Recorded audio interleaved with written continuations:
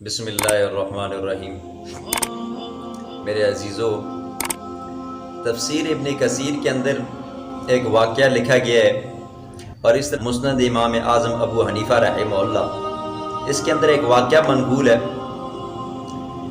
کہ ایک ایسا بندہ جو 1000 برس تک جہنم کی آگ میں جلتا ہوگا اور اس کی زبان پر یا حنان یا منان کا ورد ہوگا۔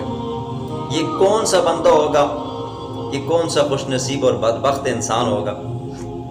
تو اس کے بارے میں اللہ کے پاک پیغمبر نے فرمایا، ایک بندہ جہنم کی آگ کے اندر جلس رہا ہوگا، جل رہا ہوگا، اور اس کی زبان پر یہ الفاظ جاری ہوں گے، یا حنان یا منان یا حنان یا منان۔ یہ بندہ 1000 سال تک ورد کرتا رہے گا۔ پھر اللہ رب العزت حضرت جبریل علیہ السلام کو کہیں گے، جاؤ جا کر دیکھو یہ بندہ کیا کہنا چاہتا ہے۔ اب جبریل علیہ السلام جہنم کے دروغے کے پاس آئیں گے، اس کو کہیں گے کہ اللہ نے فلاں بندے کو طلب کیا ہے جو بندہ 1000 سال سے یا حنان یا منان پکار رہا ہے۔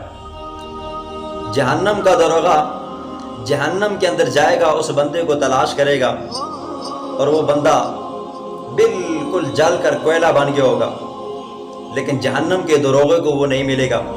واپس آ کر حضرت جبریل علیہ السلام سے جہنم کا دروغہ کہے گا، حضرت جس بندے کی آپ کو تلاش ہے وہ بندہ مجھے کہیں نہیں ملا۔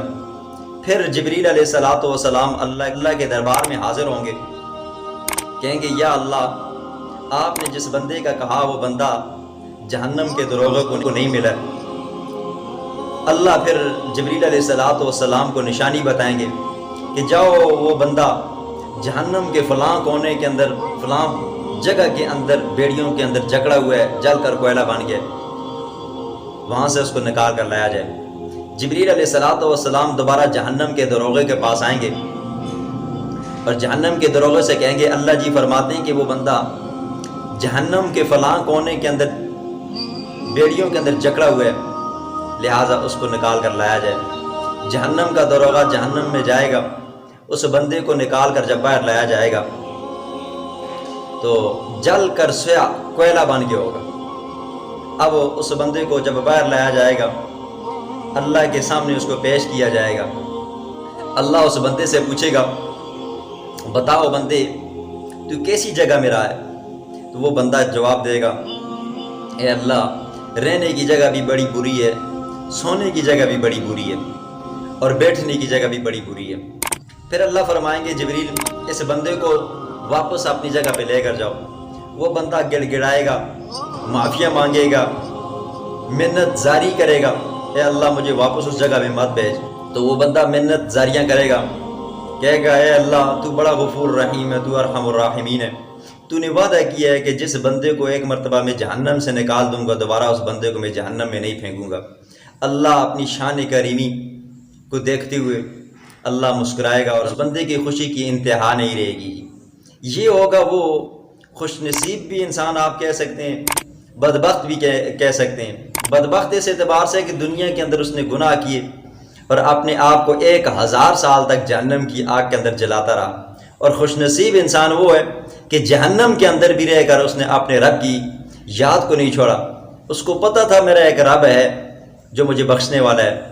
اسی لیے کہتے ہیں کہ بندے کو نا امید نہیں ہونا چاہیے۔ آج ہم سے گناہ ہوتے ہیں اور ہم سوچتے ہیں کہ بھئی ہمیں اللہ معاف فرمائے گا ہی نہیں فرمائے گا۔ اللہ کے پیغمبر نے فرمایا کہ اللہ جی فرماتے ہیں، میرا بندہ میرے ساتھ جیسا گمان کرتا ہے میں اس کے ساتھ ویسا ہی برتاؤ کرتا ہوں۔